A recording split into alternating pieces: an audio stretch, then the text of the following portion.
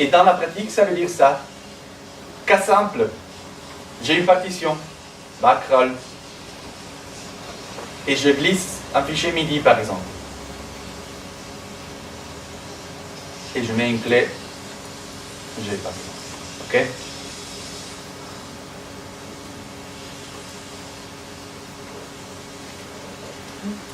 L'objet qui fait ça s'appelle backQuantize.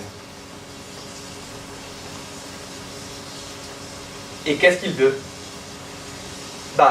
Il veut qu'on réponde à un message quantize. Il veut qu'on envoie un message quantize à back.roll.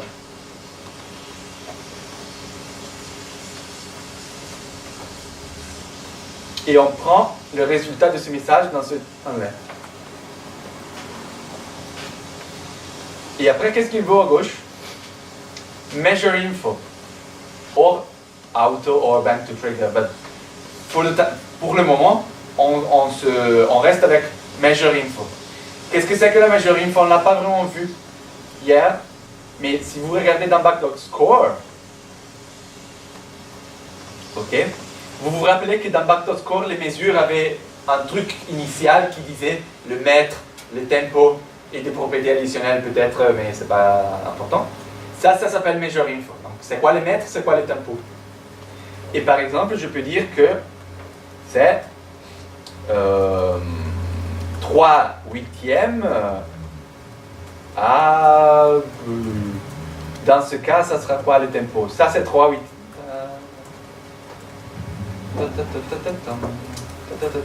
Ça, c'est 3/8 qui dure 900 millisecondes, vous voyez? 900 millisecondes, ce que je fais le ratio entre 900 et 1000. C'est pas compliqué à faire, c'est 0,9. Et du coup, je le multiplie fois 60.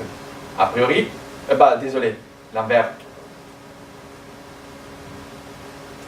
A priori, le tempo qu'on cherche, c'est 66 fois 66666.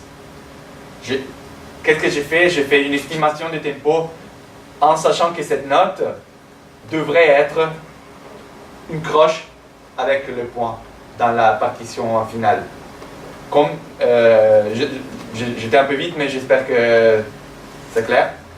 Et du coup, 3/8, le tempo c'est 3/8, 66 fois 6666 par exemple. Et le mètre, il est 12/8, parce que je connais les pièces. Attention, je ne donne jamais le mètre comme ça. Parce que... On voit mal là. Ah ouais, merci. On ne donne jamais le mètre comme ça. Parce que pour Bach, ce numéro, regardez, est un numéro rationnel. Et j'ai une boîte qui s'appelle Bach-Ratnum qui me montre ça. Et quand je fais ça, pouc, en fait, ce numéro est équivalent à 3/2. Et du coup, je ne peux pas distinguer entre 12/8 et 3/2, ce que je veux faire évidemment avec un mètre. Et du coup, pour donner un mètre, c'est ça. Numérateur, dénominateur.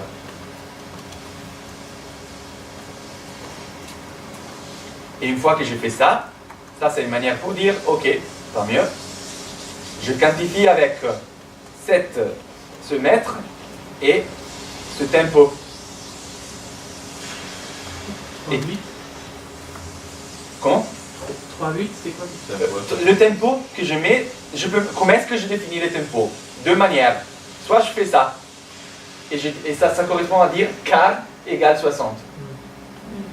Soit je dis explicitement quart égale 60. Noir égale 60. Ou bien je dis n'importe quoi égale n'importe quoi. Non, tout ce que je veux égale à tout ce que je veux. Dans ce cas, je pense que ce que je voulais, c'était plutôt ça. Mais je pense que je me suis trompé ou pas. Bon, on verra. Et quantize. Non, je ne me suis pas trompé. Ça a l'air bien. Et juste pourquoi le 3/8 par contre on garde quand même le slash si on l'enlève pour le début? Parce que ça c'est pas un mètre, ça c'est l'unité. La note, ça c'est le mètre. Si j'ai une mesure, la mesure peut être 3/2 ou bien faisons 12 huitièmes, et le tempo est quelque chose égal à quelque chose. Ah oui, ça veut Bah, le fait que ça soit rationnel, c'est franchement pas important que ça soit 3 huitièmes ou 6 16e, tu vois ce que je veux dire? Ouais, ouais. C'est la même durée. C'est avec le mètre qui est important la relation entre les deux nombres.